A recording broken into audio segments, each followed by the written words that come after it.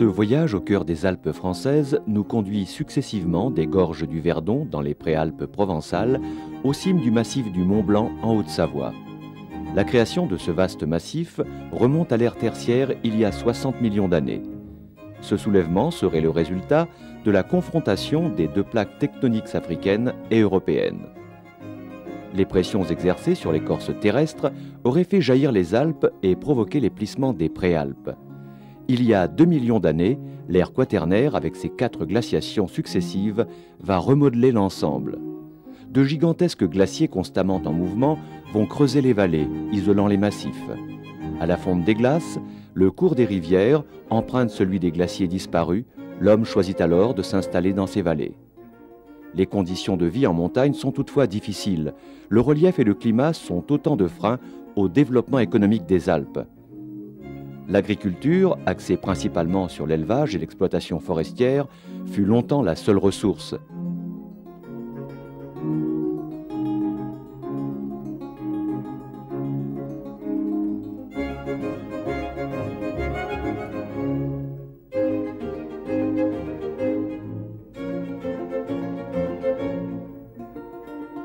Les Alpes vont connaître 2 étapes capitales dans l'évolution de son économie. L'exploitation de la houille blanche ou hydroélectricité qui, dès la fin du XIXe siècle, profite aux basses vallées. Dans la seconde moitié du XXe siècle, la neige qui l'hiver pénalisait toute une région permet le développement d'une activité touristique intense. L'engouement pour les sports d'hiver fut tel que la neige est devenue l'or blanc des hautes vallées. La montagne l'hiver est synonyme de loisir, de plaisir, de glisse.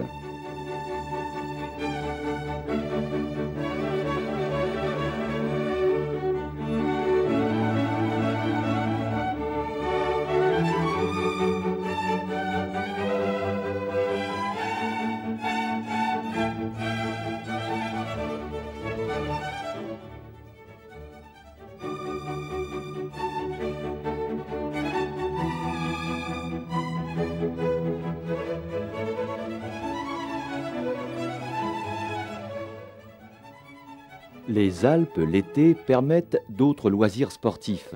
Deltaplane et parapente se partagent le ciel.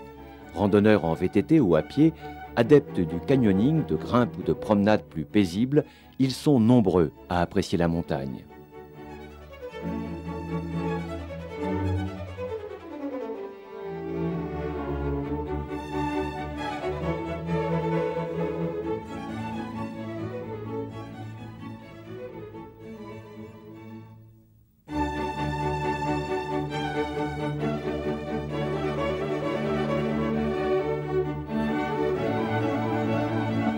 Si le tourisme est aujourd'hui un élément important de la vie des Alpes, les activités traditionnelles le sont tout autant.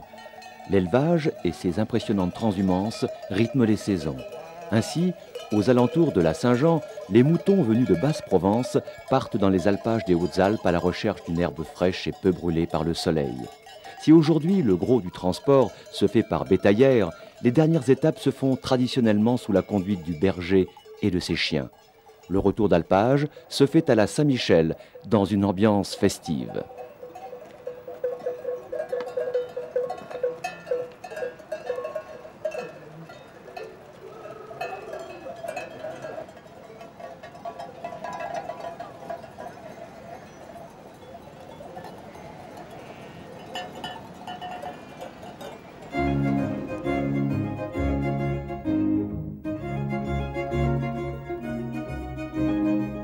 Au Grand Bornand, dans le massif des Aravis, la fabrication du reblochon fermier est toujours artisanale. Ce fromage cuit de 500 grammes environ aurait été inventé par les éleveurs savoyards pour diminuer la part d'impôt versée aux seigneurs sur le produit des alpages. Cette taxe était payée en fromage pauvre en crème alors que les paysans gardaient secrète l'invention du très crémeux reblochon. Pour bénéficier du label fermier, toutes les étapes de sa fabrication, de la traite de la vache à l'affinage, doivent être réalisées à la ferme par l'exploitant.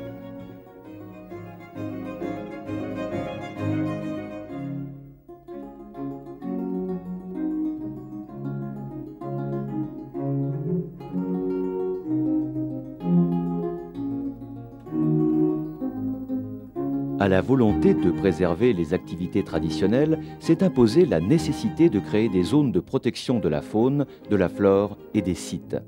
Pour cela, 2 parcs nationaux ont été créés.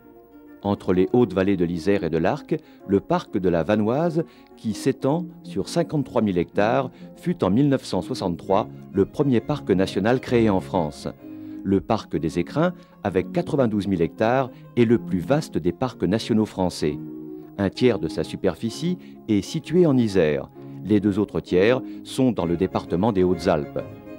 Parc de haute montagne, il doit son nom à la barre des Écrins qui culmine à 4102 mètres d'altitude. La mission de protection des espaces naturels confiée aux parcs nationaux ne signifie pas pour autant que les zones concernées soient interdites à la fréquentation touristique. Seul le respect des règles élémentaires de comportement est exigé, comme l'interdiction de pêcher, de chasser, de cueillir des plantes, de camper, de randonner en VTT.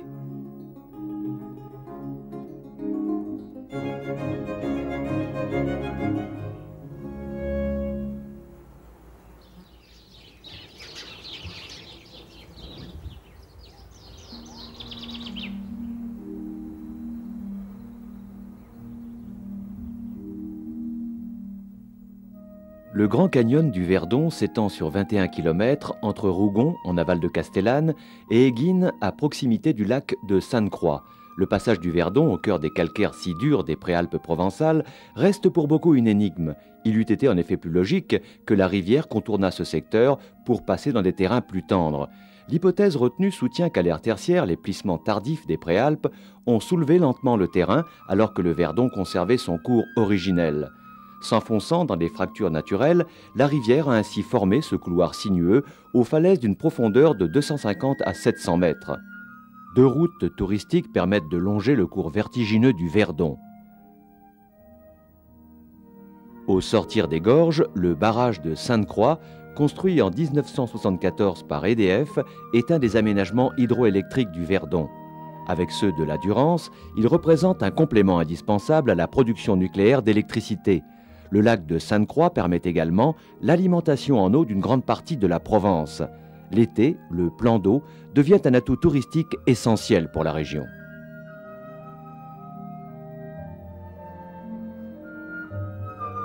À proximité du lac de Sainte-Croix, situé en bordure d'une montagne abrupte, le village de Moustier-Sainte-Marie est l'un des plus remarquables villages de France. Blotti au pied d'une brèche taillée dans la falaise calcaire, il fut au XVIIe et XVIIIe siècle la capitale provençale de la faïence. L'église, dotée d'un clocher de style roman lombard, présente des éléments d'architecture allant du XIIe au XIVe siècle.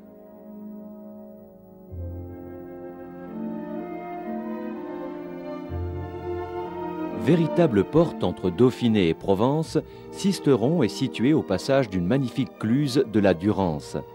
À l'époque romaine, Sisteron était l'une des étapes de la voie dominicienne reliant l'Italie au delta du Rhône. Évêché au IVe siècle, domaine royal au XIIe, Sisteron fut un site disputé entre protestants et catholiques pendant les guerres de religion. C'est à cette époque que l'ingénieur Jean Errard établit les plans de la citadelle actuelle. Bâtie sur l'emplacement d'un château du XIe siècle, dont il ne reste rien, les parties les plus anciennes de l'édifice sont le donjon et le chemin de ronde qui remontent au XIIe siècle. En 1692, Vauban vint inspecter la citadelle, puis dressa les plans de nouveaux aménagements qui ne furent jamais réalisés.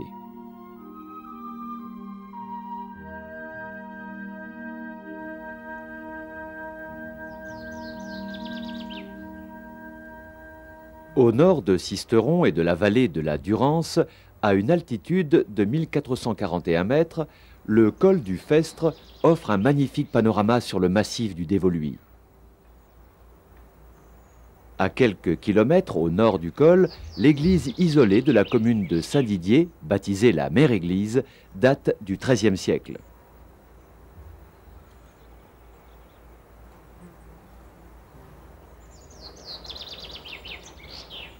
Sur le flanc est du massif, le col du Noyer, à 1664 mètres d'altitude, permet de passer des crêtes arides du Dévoluy à la haute vallée du Drac, dans le bas Champsaur, puis au bassin bocager de Gap.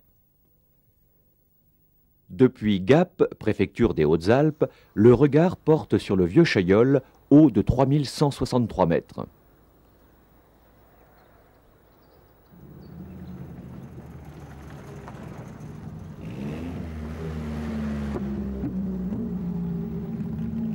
Au nord de Gap, perpendiculaire au cours du Drac, la vallée du Val-Gaudemar s'enfonce profondément dans le massif des Écrins. Le cours de la Sévéresse est alors longé par une route touristique pittoresque. Dès les premiers kilomètres, l'Olan, qui culmine à 3564 mètres, est en point de mire. Cette vallée encaissée, noyée dans la verdure, est bordée de nombreuses chutes d'eau.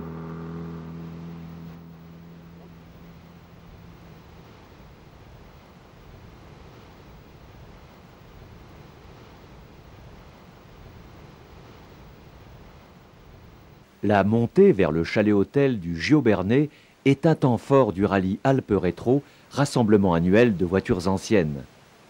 Au fur et à mesure de l'ascension, le paysage se transforme. Les arbres laissent place aux prairies, myrtillers et éboulis. Situé à 1700 mètres, dans un très beau cirque montagneux, le chalet de Giobernay est à proximité de la célèbre cascade du Voile de la Mariée.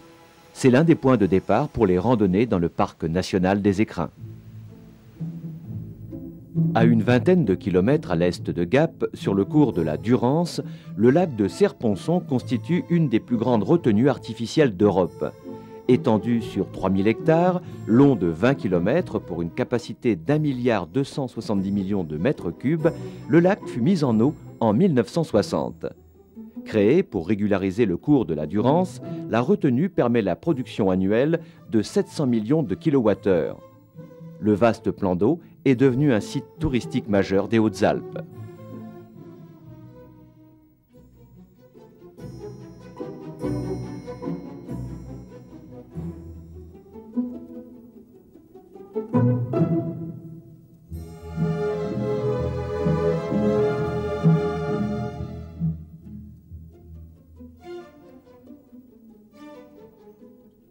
Dominant la rive droite du lac de Serponçon, les aiguilles de Chabrières culminent à 2403 mètres d'altitude. Les pistes de ski de la station familiale de Réalon permettent l'hiver venu de skier au pied des aiguilles. Sur la rive gauche du lac, l'ancienne abbaye chalaisienne de Boscodon fut fondée en 1130. Autrefois plus importante abbaye des Alpes du Sud, elle fut démantelée à la Révolution et devint un bâtiment agricole. Depuis 1972, l'abbaye appartient à une association qui travaille à sa restauration. Avec 2327 mètres d'altitude, le Grand Morgon domine l'abbaye de Boscodon et le lac de Serponçon. Pour le randonneur pédestre, c'est un classique.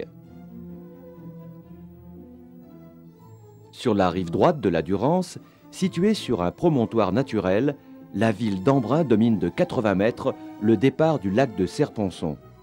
Au temps de la domination romaine, Embrun fut un important centre administratif pour devenir ensuite archevêché jusqu'à la Révolution française. En amont d'Embrun, surplombant le confluent de la Durance et du Guil, la citadelle de Mont-Dauphin fut à la fin du XVIIe siècle la principale place forte des Alpes. Conçue par Vauban, sur ordre de Louis XIV, elle devait éviter que se reproduise le raid victorieux de 1692. À cette époque, l'attaque menée par le duc de Savoie s'était conclue par la prise de Gap et de l'Embruné.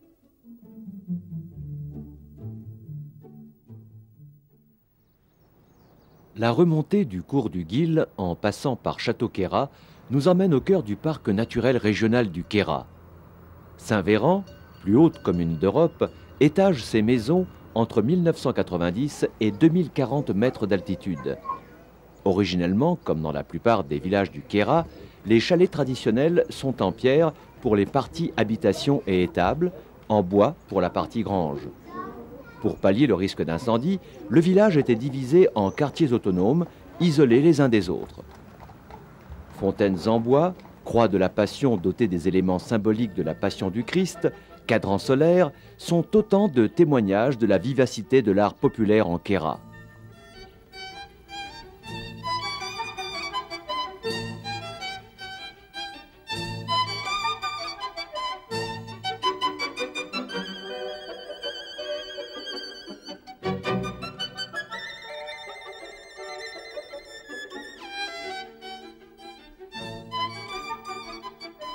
Le Queyras bénéficie d'un climat exceptionnel avec plus de 300 jours d'ensoleillement par an.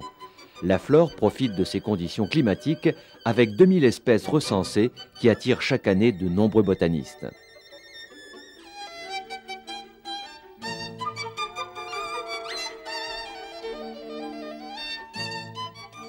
Avec l'arrivée de l'hiver et ses 7 mois d'enneigement, les accès par le col de l'Izoard ou le col Agnelle ne sont plus praticables. Situé en Italie, le mont Viso, qui culmine à 3841 mètres, domine le cirque supérieur du Guil, dernière extrémité du Queyras. Saint-Véran, comme toutes les autres stations du Queyras, devient alors très prisé des amateurs de soleil et de ski nordique.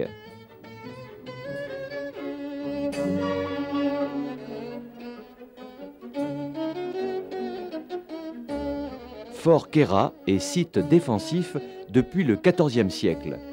Son architecture militaire fut modifiée par Vauban à la fin du XVIIe siècle.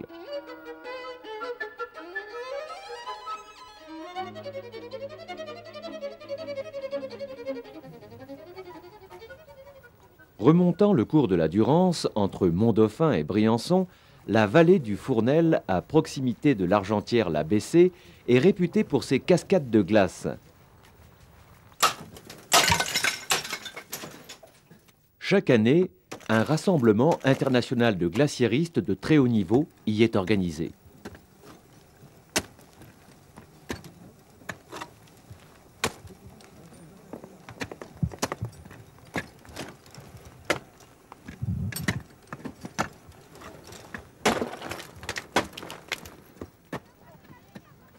La Valouise, à quelques kilomètres de la vallée du Fournel, fut ainsi baptisée au XVe siècle en l'honneur de Louis XI. Cette vallée, creusée par un affluent de la Durance, possède avec Puy-Saint-Vincent une station de ski qui a contribué au développement de son tourisme. Son domaine skiable permet de profiter de magnifiques points de vue sur le massif du Pelvoux. La Valouise est l'une des portes d'accès au parc national des Écrins.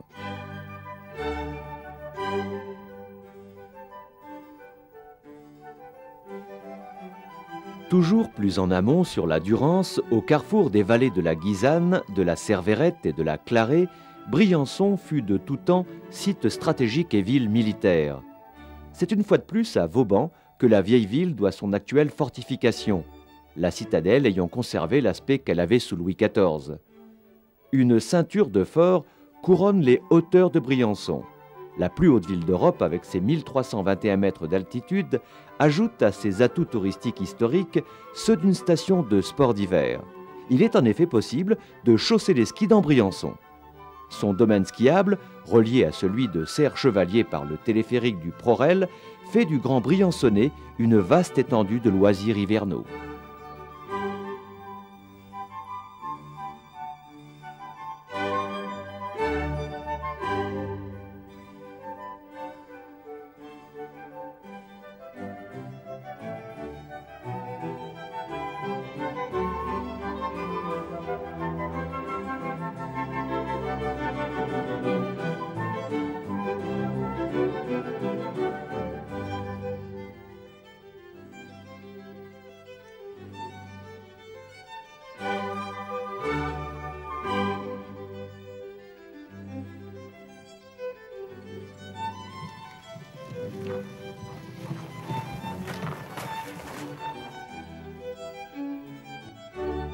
L'été, les couleurs méditerranéennes de la citadelle de Briançon resplendissent au soleil.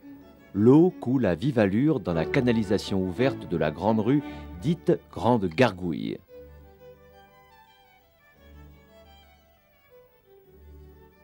L'église des Cordeliers du XIVe siècle est dotée de remarquables fresques intérieures.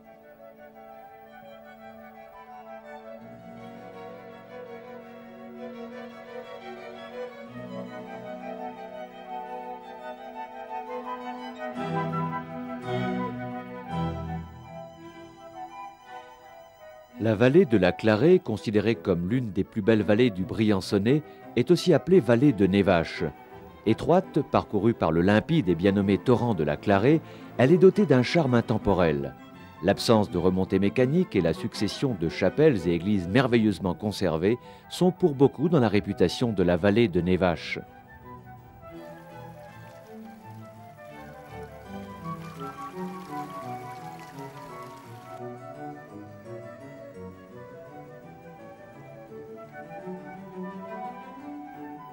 Veillant sur le village de Plampinet, l'église Saint-Sébastien, à l'aspect rustique, est décorée d'un fin cadran solaire. Intérieurement, de riches fresques murales, réalisées en 1530, probablement par un artiste piémontais, donnent à l'édifice un charme raffiné. Dans la travée, 19 scènes évoquent la Passion du Christ.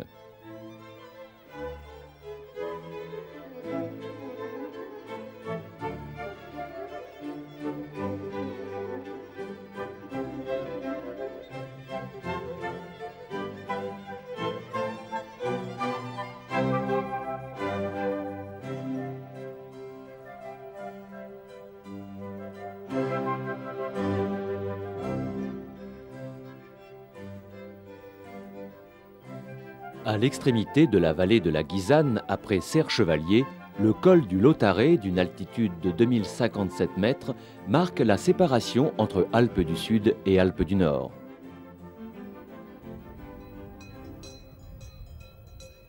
À une vingtaine de kilomètres du col, en direction de Bourdoisan, le Chazelet voit se perpétrer la traditionnelle foire aux bovins.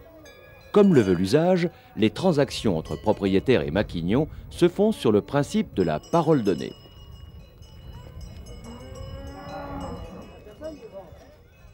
Depuis l'oratoire du Chazelet, par-delà le village de la Grave, le panorama sur la Meije et ses glaciers est saisissant. Culminant à 3983 mètres d'altitude, la Meije constitue avec la Barre des Écrins l'un des sommets mythiques du parc national des Écrins. En été, l'ascension de la Barre des Écrins par le glacier blanc nécessite une excellente connaissance de la montagne. Il est conseillé d'effectuer ce genre de course en compagnie d'un guide de haute montagne. Avec beaucoup de perspicacité, vous pourrez observer les ébats des chamois en toute liberté. Durant l'ascension, il est possible de profiter de beaux points de vue sur le Pelvoux.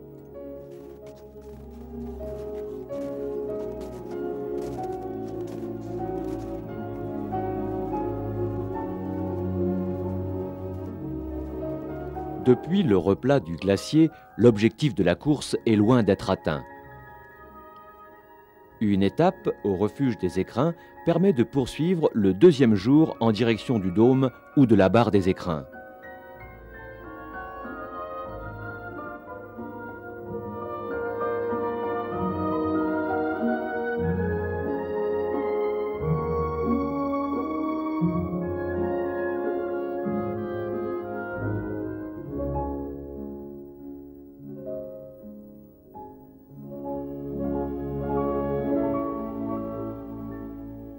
Du haut des pistes sur le glacier de la station des Deux Alpes, le massif et la Barre des Écrins présentent un tout autre visage. La station des Deux Alpes permet la pratique des sports de glisse en toute saison. L'altitude élevée de son glacier, 3568 mètres au dôme de la Lauze, autorise le ski d'été.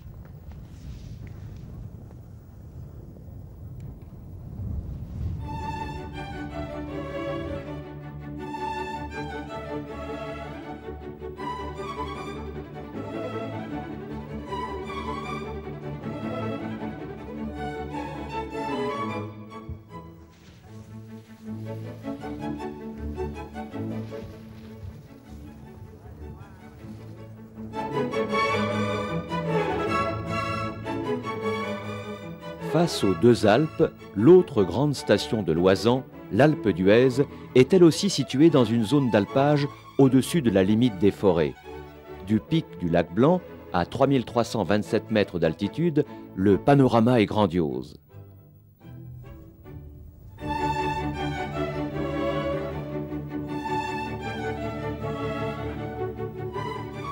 La station, située à 1860 mètres, domine de plus de 1000 mètres le bassin de Bourdoisan. La vallée de la Romanche, fréquemment sous la brume en hiver, relie l'Oisan à Grenoble.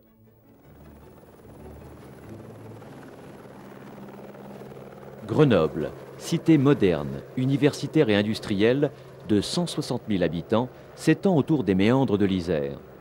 La ville est cernée de toutes parts par les massifs montagneux. À l'ouest, débute avec les falaises du Moucherotte le haut plateau calcaire du Vercors.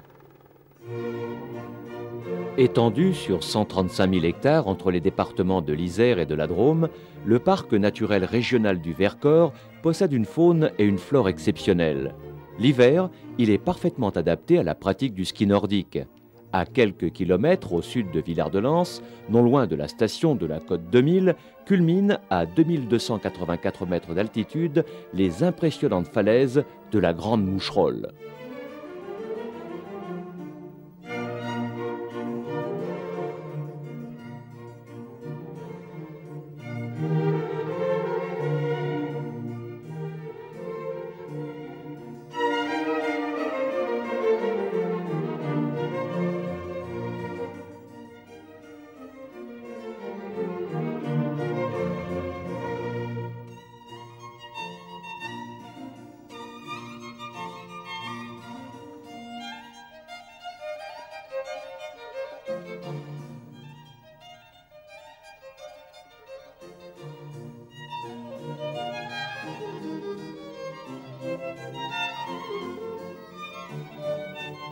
À l'est de Grenoble, le massif de Belledonne domine la plaine de l'Isère. Il abrite, entre autres stations, Champs-Rousses et les Sept-Lots. Les sommets de Belledonne s'étagent entre 2000 et 3000 mètres d'altitude.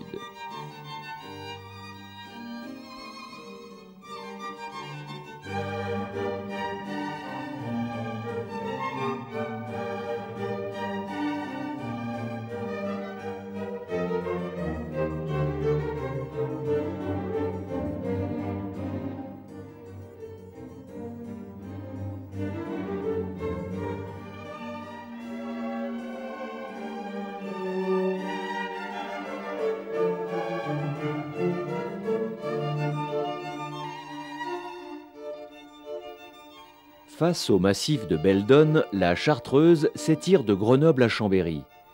Plus petit et plus secret des massifs préalpins, il présente des escarpements aux versants asymétriques, pentes progressives et généralement boisées à l'ouest, falaises abruptes à l'est. Les plus hautes crêtes avoisinent les 2000 mètres d'altitude. Il est difficile de ne pas être séduit par le charme de ce paysage sans cesse changeant.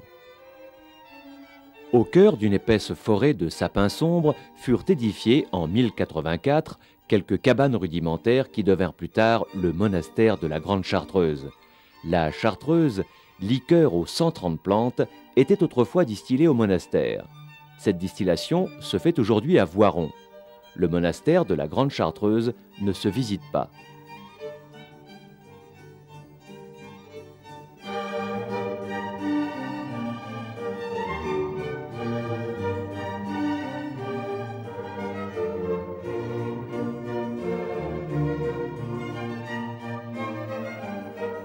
La station du désert d'Entremont et le mont Granier marquent l'extrémité nord du massif de la Chartreuse.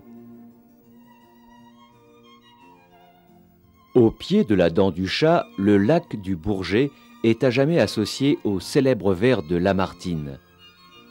Un soir, t'en souvient-il, nous voguions en silence. On entendait au loin sur l'onde et sous les cieux que le bruit des rameurs qui frappaient en cadence tes flots harmonieux.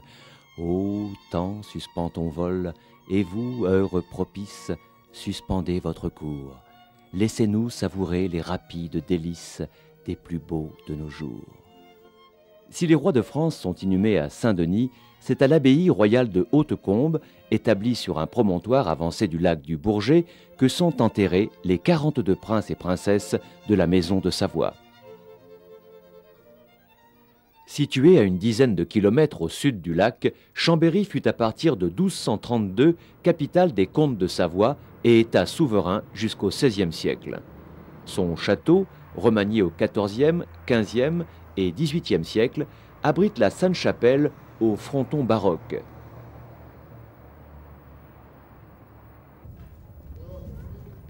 Au pied du château s'étend la vieille ville avec ses maisons XVIIe et XVIIIe aux façades colorées.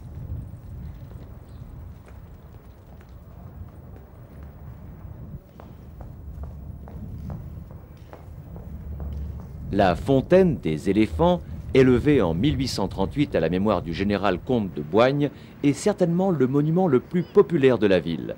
Les Savoyards l'appellent aussi la fontaine des 400 culs.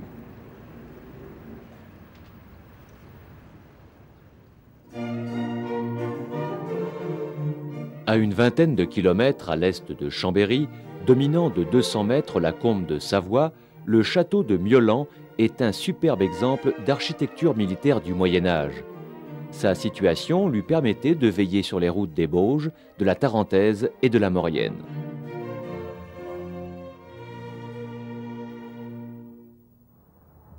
Surveillant la combe de Savoie, dominant le confluent de l'Arly et de l'Isère, la cité fortifiée de Conflans est aujourd'hui un quartier d'Albertville.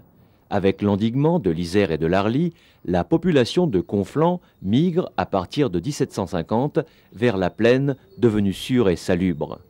Ainsi, le site et les maisons moyenâgeuses ont conservé leur état d'origine.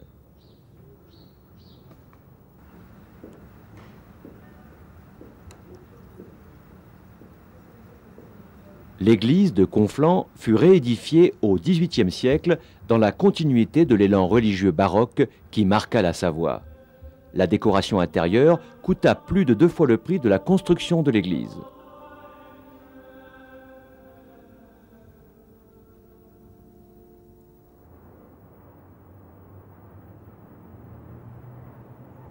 Albertville fut créé en 1836 par Charles Albert, roi de Sardaigne, duc de Savoie.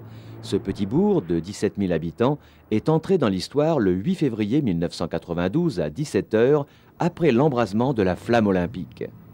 15 jours durant, les 16e Jeux olympiques d'hiver transformèrent Albertville en capitale médiatique. Les infrastructures mises en place pour l'organisation des Jeux profitent aujourd'hui à toute la Savoie olympique. Ainsi, l'anneau de vitesse a été transformé en piste d'athlétisme. La patinoire permet la pratique des sports de glace et l'organisation de concerts. Les stations de la Tarentaise, qui reçurent de nombreuses épreuves, virent leurs accès facilités. Ces 15 jours de folie sont encore dans toutes les mémoires.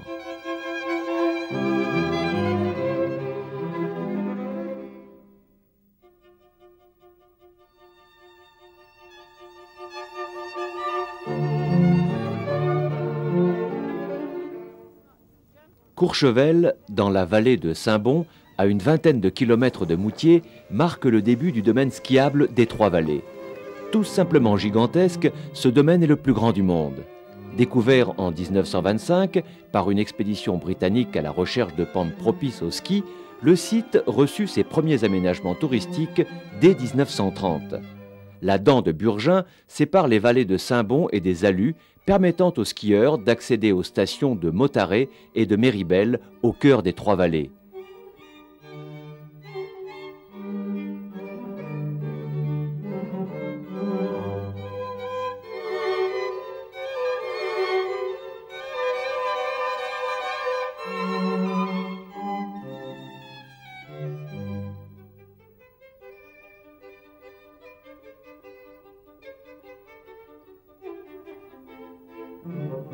Depuis le roc des Trois Marches, entre vallées des Alus et des Bellevilles, le panorama couvre l'ensemble du domaine skiable des Trois-Vallées et même bien au-delà. La multitude des sommets, semblables aux vagues de l'océan, se laisse contempler avec fascination.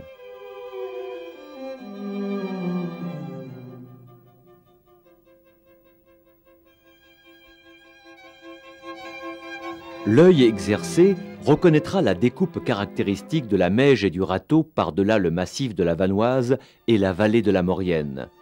Il ne nous reste plus qu'à nous laisser descendre en direction des stations des Menuires et de Val Thorens pour terminer dans la vallée des Bellevilles notre périple dans le plus grand domaine skiable du monde.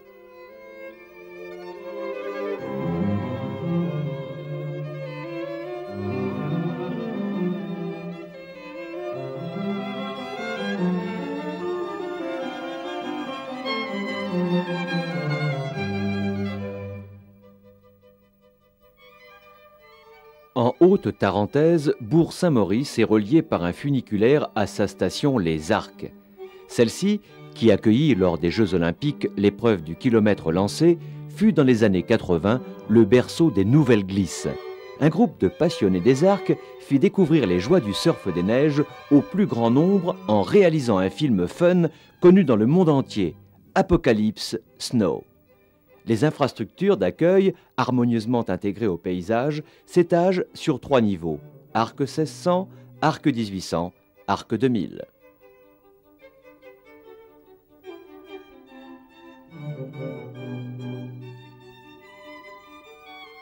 Atterrissage original à 2100 mètres d'altitude, au pied de la Grande Motte à Tignes, village situé à l'extrémité de la vallée de la Tarentaise.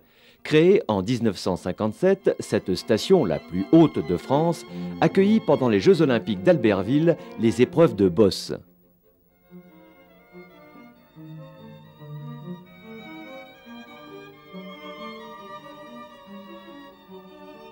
L'ancien village de Tignes est noyé depuis 1952 sous les eaux d'un lac artificiel dont le barrage est décoré d'un géant peint par Jean-Marie Pierret.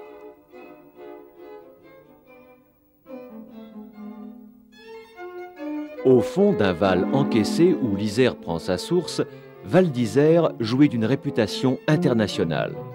Jean-Claude Killy, enfant du pays, organisateur des Jeux Olympiques, a donné son nom au grand domaine skiable qui relie Tignes à Val d'Isère. L'espace Killy est le royaume du grand ski.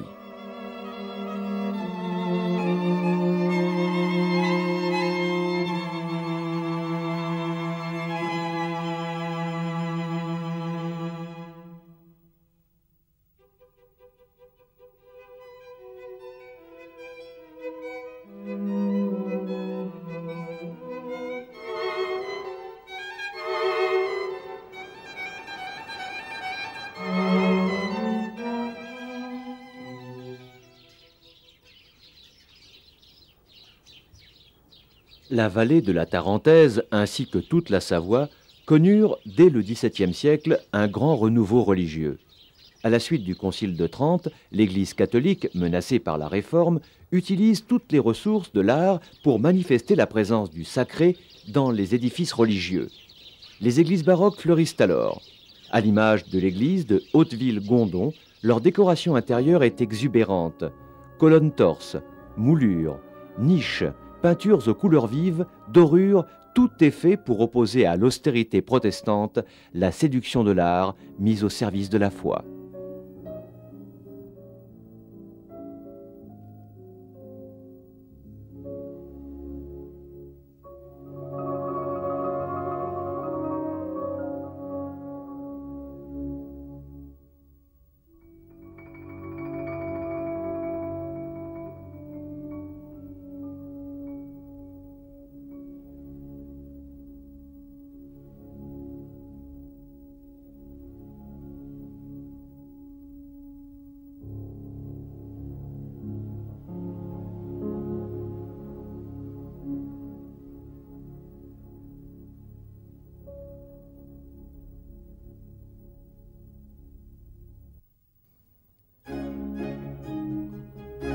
Le lac d'Annecy est considéré comme le joyau des Alpes de Savoie. Cerné de montagnes, moins vaste que le lac du Bourget, il est alimenté de cours d'eau insignifiants. La silhouette élancée du château de Menton-Saint-Bernard, édifié entre XIIIe et XVe siècle, domine la rive est du lac. Sur la rive opposée, le château de Hain veille sur un étranglement du lac depuis le XIe siècle. Situé sur un îlot rattaché à la terre par une levée, il fut remanié au XVIIe puis au XIXe siècle.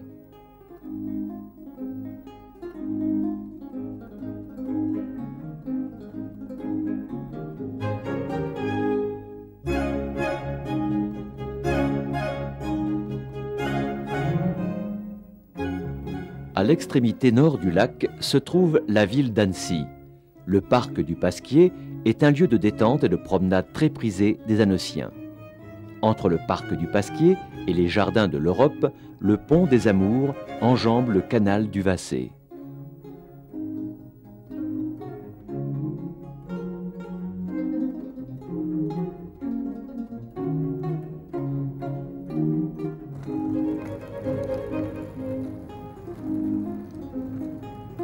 La vieille ville est dominée par l'imposante architecture du château.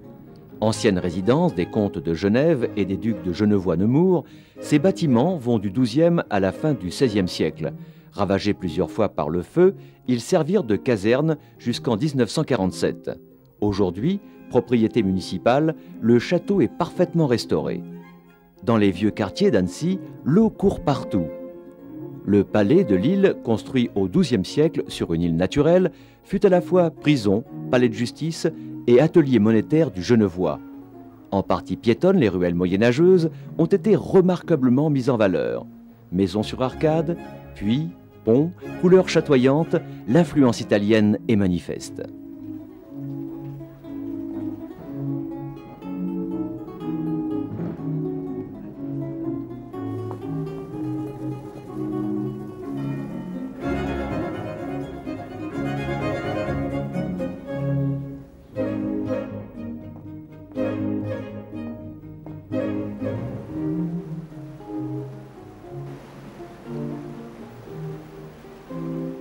À une vingtaine de kilomètres à l'est d'Annecy, la Clusaz est la plus importante station du massif des Aravis. Le village doit son nom à la gorge profonde ou cluse située en aval. Du haut des pistes, on peut admirer au-dessus du col des Aravis le massif du Mont Blanc.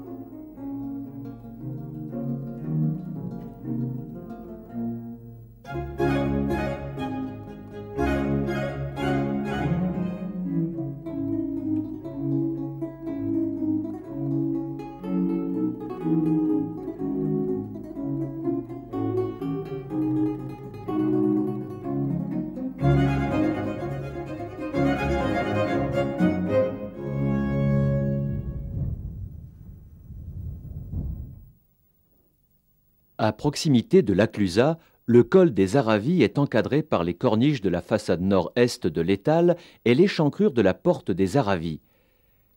La petite chapelle, dédiée à Sainte-Anne, marque le sommet du col qui relie le massif des Aravis à la vallée de l'Arly.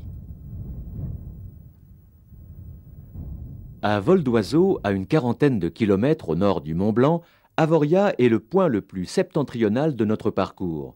Dotée d'une architecture hardie à nul autre comparable, Avoria est située au cœur des Portes du Soleil, domaine skiable qui regroupe 12 stations françaises et suisses.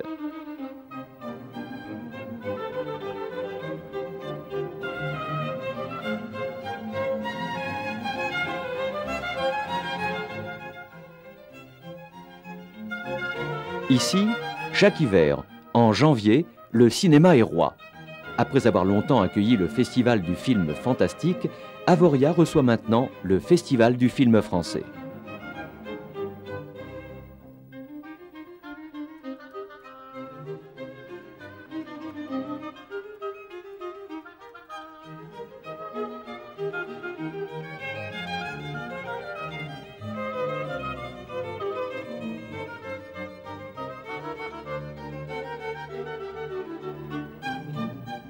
Lancée au lendemain de la Première Guerre mondiale, Megève, station du pays du Mont Blanc, joue depuis son origine la carte du tourisme mondain.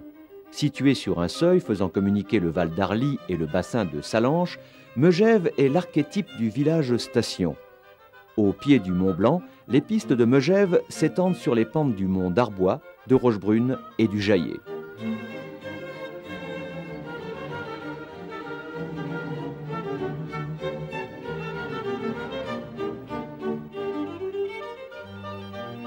À 1000 mètres d'altitude, entre le massif de ses aiguilles et les pentes abruptes du Brévent, Chamonix-Mont-Blanc étale ses maisons le long de l'Arve.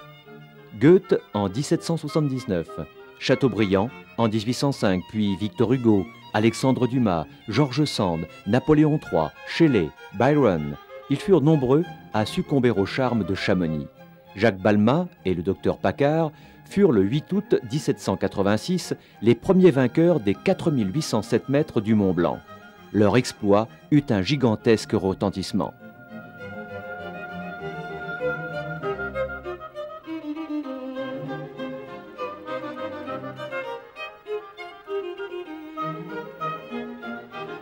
Pour le néophyte, le plus beau point de vue sur le Mont Blanc Son massif et l'ensemble des Alpes s'obtient en accédant à l'Aiguille du Midi.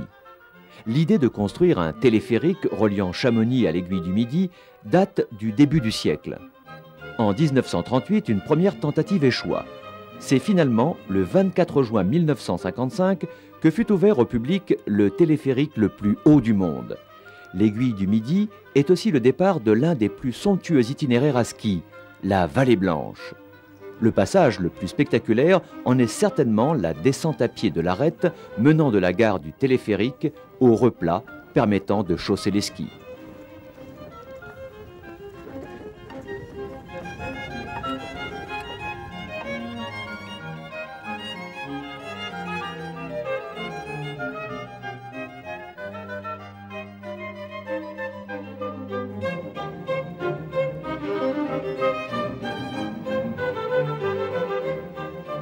La beauté des aiguilles, arêtes et sommets justifie à elle seule les folles expéditions des conquérants de l'inutile que sont les alpinistes. De Maisons, Rebuffat, Bonatti, Seigneur, Whymper, Profit, d'Estivelle, Boivin, héros de la mythologie moderne du massif du Mont Blanc, ils ont marqué ces lieux de leur empreinte. Combien, illustres ou anonymes, ont laissé leur vie pour la seule gloire de vaincre un sommet.